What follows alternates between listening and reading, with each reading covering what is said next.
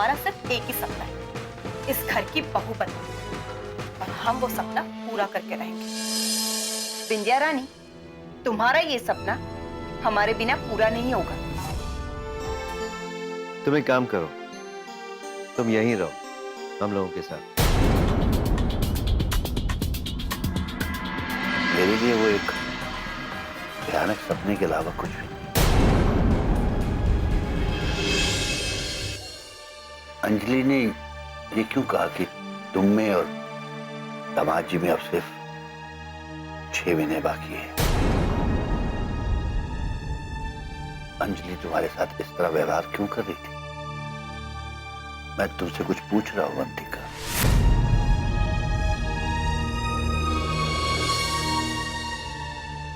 पापा, आप जब से आप हॉस्पिटल से आए हैं ना, अजीब अजीब सी हरकतें कर रहे हैं। आपको लगता है कि हम आपसे झूठ बोल रहे हैं, आपसे कुछ छुपा रहे हैं, जबकि ऐसा कुछ भी नहीं है। जो कुछ भी है सब कुछ आपके सामने है। कोई कुछ नहीं छुपा रहा है आपसे। अवंतिका, हॉस्पिटल से आने के बाद ना तो मैं पागल हुआ हूं,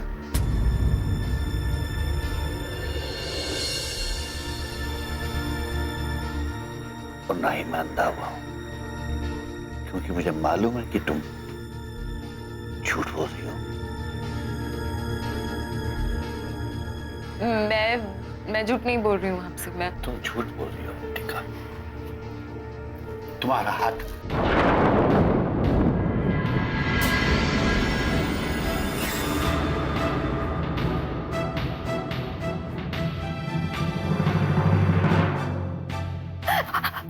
आप सुनना चाहते हैं ना? सच सुना है ना आपको? नहीं बेटा, नहीं बोले तो मुझे बहुत हो गया है झूठ, ये फरेब। अभी और अपने आप को नहीं धोखा दे सकती। नहीं, इसे कुछ हासिल नहीं होता बेटा। आपको सुनना है ना? सच ये है कि आपकी बेटी और आपके दामाद का कोर्ट में केस चल रहा है, तलाक का।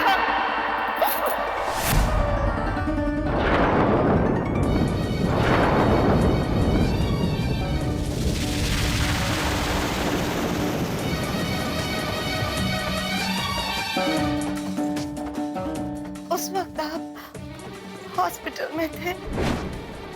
देवयानी, अवंतिका, तुम कैसे हो राकेश? मैं अच्छा हूँ, तुम्हारी बातें कर रहे थे। एकदम सही वक्त पर आई हो, क्योंकि मैं बस ऑफिस के लिए निकल ही रही थी। ये तलाक का नोटिस भेजा है हम लोगों को।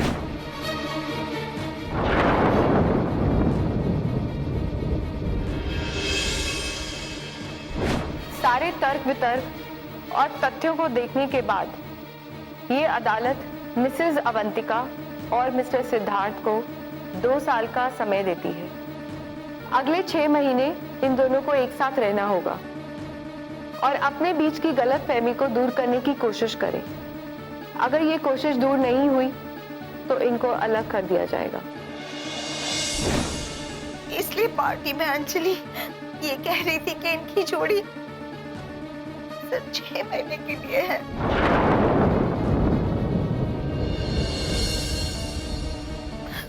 और इसीलिए तो अंजलि अवंतिका से हमसे इतने बेरुखेपन से पेश आ रही थी।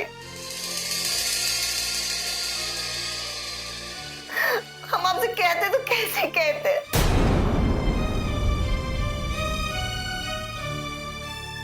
मैं डर था कि कहीं आपको कोई सदमा ना पहुंचे। आप कहाँ जा रहे हैं? आपकी तबीयत ठीक नहीं है, आप कहाँ जा रहे हैं?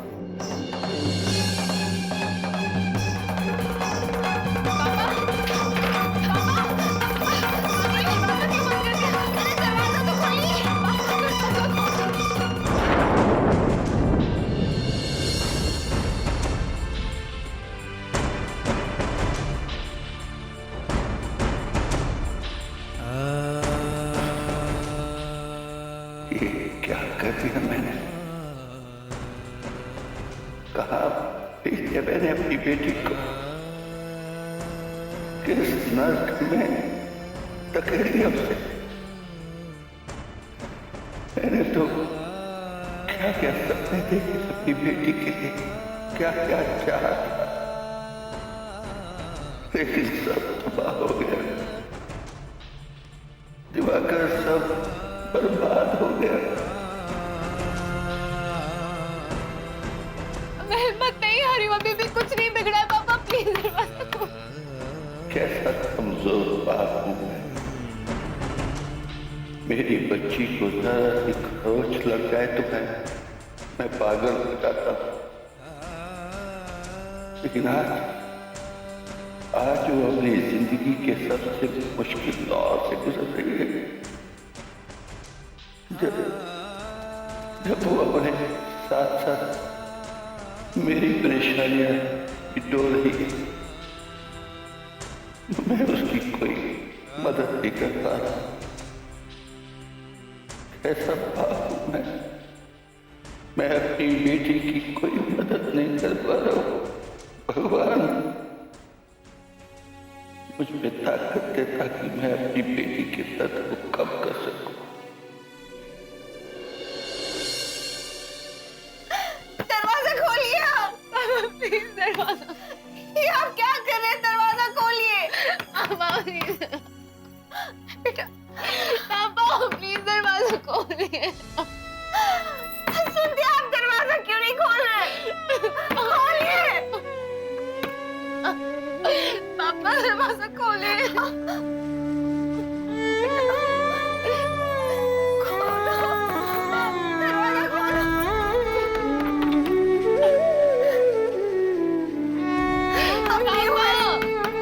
खोलिए ना दरवाजा। आप क्यों ऐसा कर रहे हैं? क्यों बंद करके रखा है अपने आप को? खोलिए। आए नहीं अभी तक ये लोग। लगता है पूरा घर घुमा के ही मानेंगे। अच्छा ही है ना, युवराज जितना इस घर को हम सबको समझ लेगा उतना ही अच्छा है। दीदी अभी अभी किसी जिन ने आके मेरे कान में कुछ कहा। उसने कहा कि आपके मन में नई खिचड़ी पक रही है, आपकी आंखें नए सपने देख रही। सही है ना? हाँ तो इसमें बुराई क्या है? लड़का अच्छा है, संस्कारी है, सबकी इज्जत करता है, अच्छा कमाता है। और बड़ी बात तो यह है कि वो अंजलि को बहुत पसंद करता है। और कल ही मैं तुम्हारे जीजाजी से यही कह रही थी, लेकिन ये नाना मामा करने लग गए। क्यों, क्या कहते हैं आप? अरे भाई अभी मैं क्या कहूँ, तुमने सही कहा है, लड़का अच्छा है। और आज के जमाने में कोई किसी को बर्थडे गिफ्ट में विवेकानंद की किताब लाके देता क्या? और तो और बड़ी बात ये है कि इतना सब कुछ हासिल करने के बाद कितना विनम्र है, कितना सीधा है और कितनी ऊंची सोच है उसकी। बिल्कुल सही कह रही हैं आप दीदी।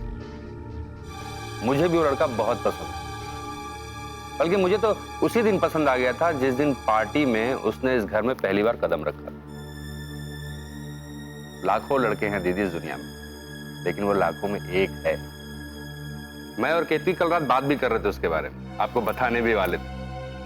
कितना अच्छा रहेगा ना, दोनों की जोड़ी कितनी अच्छी लगेगी, हमारी बिटिया और युवराज की। हाँ हाँ, लेकिन अपनी जुबान पर अंकुश लगा कर रखना। अभी वो हमारे घर में रहने आने वाला है और फिर कुछ दिनों में वो हमें समझ लेगा। फिर धीरे धीरे हम इस बारे में बात कर लेंगे। क्यों, समझ गए? जी, आपने तो मुझे पूरा नालायक घोषित कर रखा है। आप बिल्कुल बेफिक्र रहिए। इन दोनों की शादी जितनी जल्दी हो उतना अच्छा। अवंतिका के साथ साथ अंजलि भी इस घर से निकल जाए तो यहाँ कब्जा जमाना हमारे लिए और आसान हो जाएगा।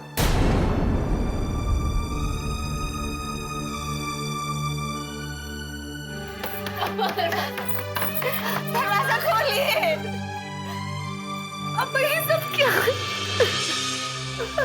ये सब क्या है? अगर अगली बार आपने ऐसे कुछ किया ना, मैं आपसे बिल्कुल बात नहीं करूंगी। नहीं बेटा,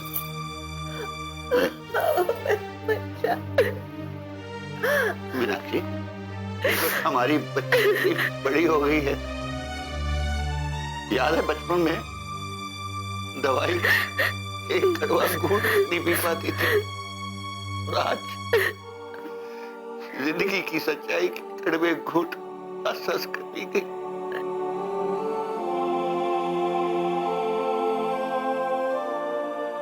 अवंतिका जानती है तेरी माँ ने मुझे सच्चाई क्यों नहीं बताई आज तक?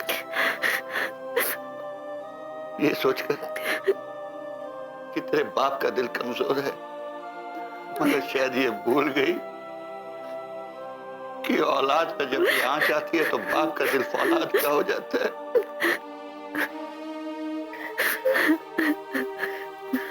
मुझसे वादा कर, आज के बाद अगर तेरी जिंदगी में कोई परेशानी या कोई तकलीफ आएगी तो तू मुझे जरूर बताएगी। वादा कर मुझसे। हाँ पापा, आपको जरूर बताऊंगी। प्रॉमिस। जी।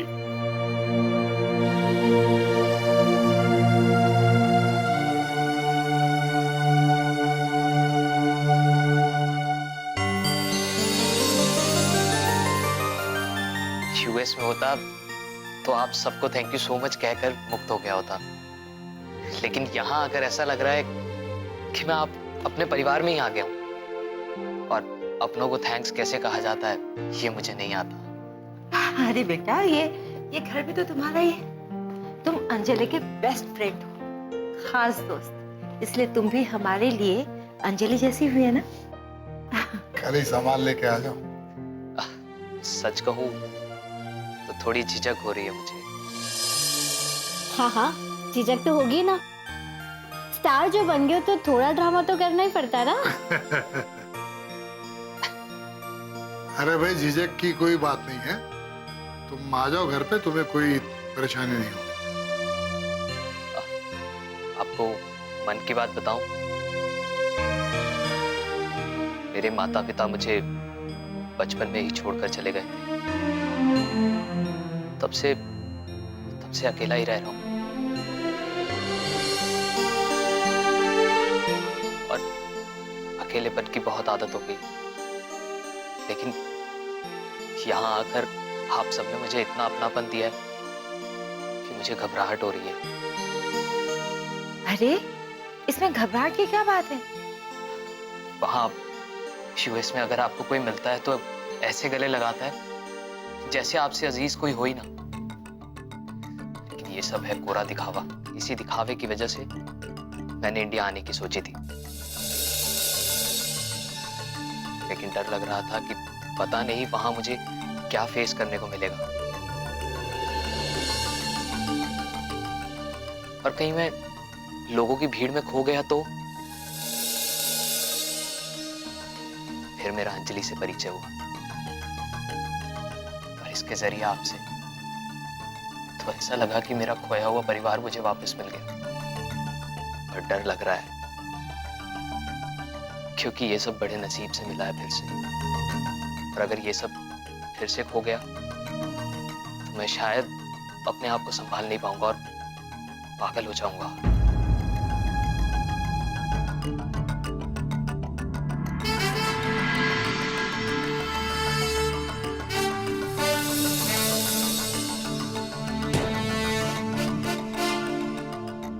पागलपन की बात तो अभी से करने लगे हो, ऐसा क्यों होगा?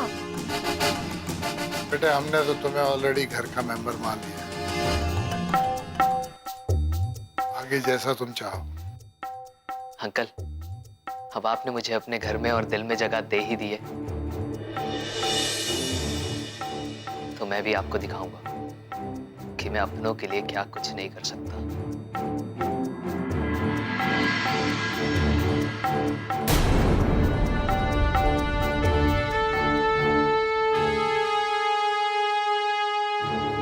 चलता हूं, कल आओ।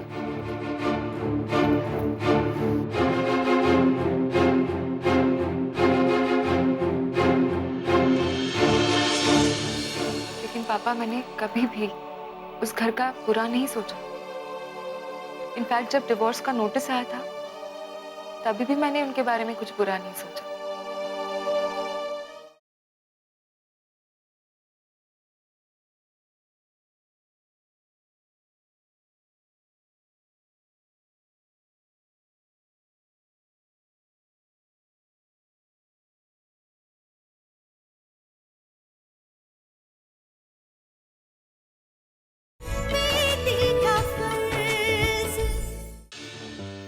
दुनिया को छू गया, पूरी दुनिया तक बदल गई और मुझे पता तक नहीं चला। पापा, ऐसा आपको इसलिए लग रहा है क्योंकि कई महीनों से जो बातें चल रही थी वो एक ही दिन में आपको पता चल गई, अचानक से पता चल गई, इसीलिए आपको लग रहा है कि सब कुछ खत्म हो गया है, लेकिन कुछ भी खत्म नहीं हुआ है पापा। कोई रास्ते बंद नहीं हुए हैं।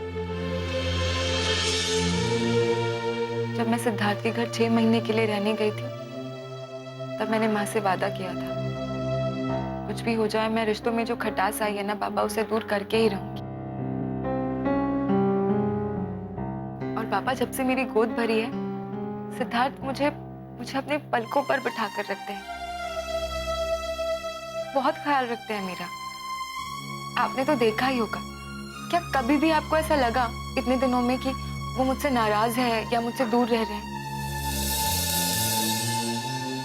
रही बात पापा की, तो उन्हें अपनी गलती का एहसास हो गया है। उन्होंने खुद मुझसे कहा कि वो दिल से मेरे साथ है, बस मम्मी के कारण थोड़ा दूर रहते हैं मुझसे। और ये अंजलि, पापा अंजलि तो बच्ची है, बचपना है उसमें, इसलिए वो नाराज है मुझसे। जिस दिन उसे थोड़ी समझ आ जाएगी ना, आप देखना मेरे साथ खड़ी रहेगी। लेकिन समधन जी हमारी बात सुनने को तैयार नहीं। हाँ पापा, उनके दिल में कुछ गलत फहमियां हैं, लेकिन पापा मैंने कभी भी उस घर का बुरा नहीं सोचा। इनफैक्ट जब डिवोर्स का नोटिस आया था तभी भी मैंने उनके बारे में कुछ बुरा नहीं सोचा। इसीलिए मुझे विश्वास है कि एक दिन ऐसा जरूर आएगा कि मम्मी के दिल में भी जो गलत फहमियां हैं ना वो दूर हो जाएंगी, फिर सब कुछ ठीक हो जाएगा पापा। लेकिन बेटे, अगर एक बार पति और पत्नी के रिश्ते में खटास आ जाए तो घर टूटने में ज्यादा वक्त नहीं लगता। मुझे तो डर इस बात का है कि दामाद जी में जो सुधार आया है उसकी वजह सिर्फ और सिर्फ कहीं तुम्हारा होने वाला बच्चा तो नहीं।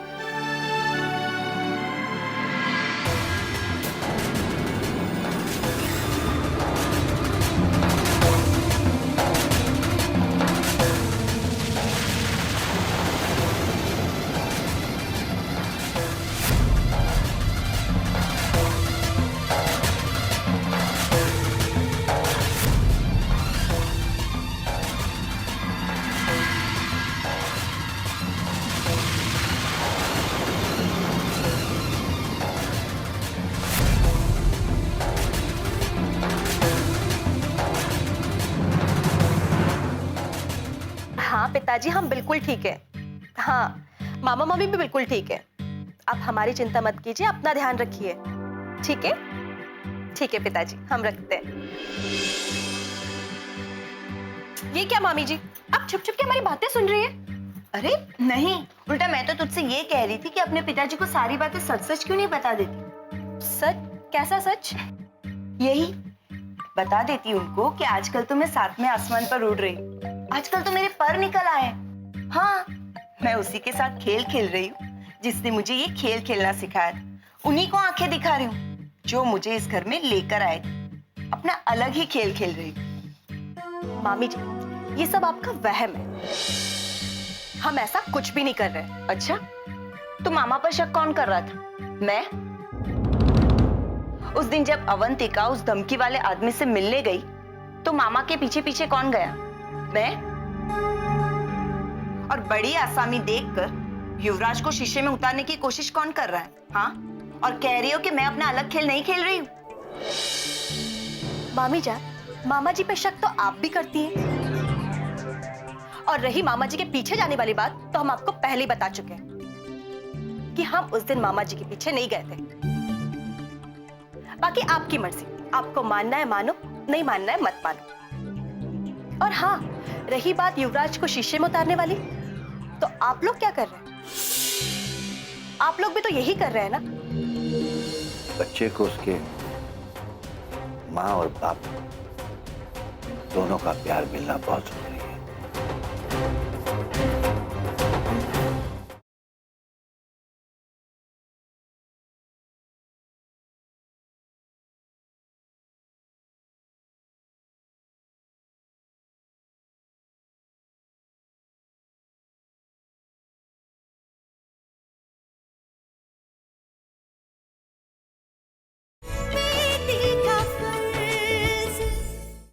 ये सब काम शुरू करने से पहले आपने एक बार भी अपने पार्टनर यानी हमें बताने की कोशिश भी नहीं की? अच्छा, एक बात याद रखना भी, जब चींटी के पर निकल आते हैं ना, तो समझ लेना चाहिए कि उसका अंतिम समय निकट आ चुका है। तेरा भी समय आ गया है इस घर से विदाई का। तैयार रहना।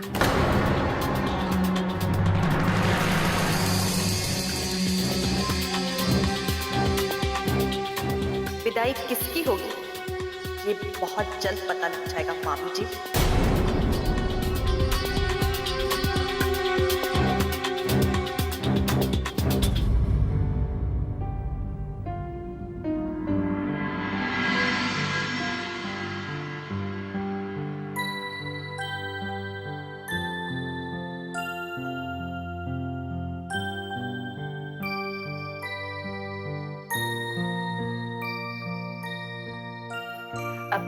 चाय पी लो बेटा।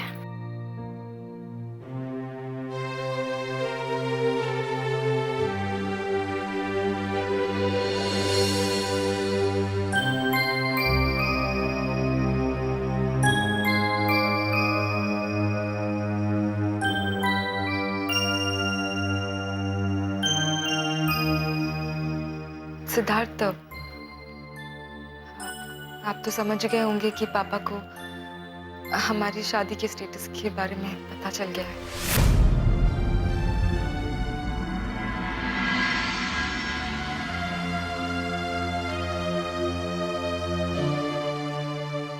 वो अवंतिका और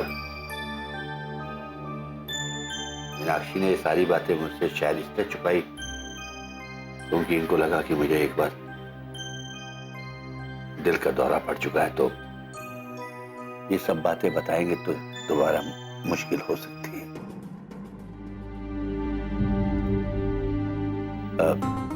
लेकिन देख लो, ये सब बताने के बाद भी मुझे कुछ ऐसा तो कुछ हुआ नहीं ना बेटे।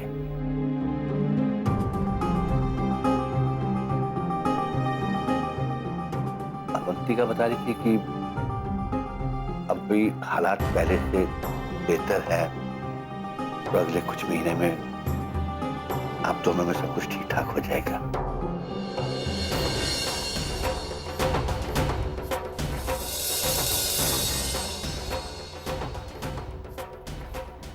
देखो सिद्धार्थ बेटे, बच्चे को उसके माँ और बाप दोनों का प्यार मिलना बहुत जरूरी है।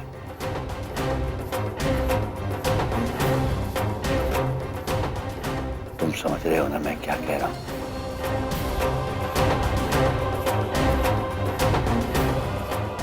तो सिद्धार्थ कुछ तो जवाब दो।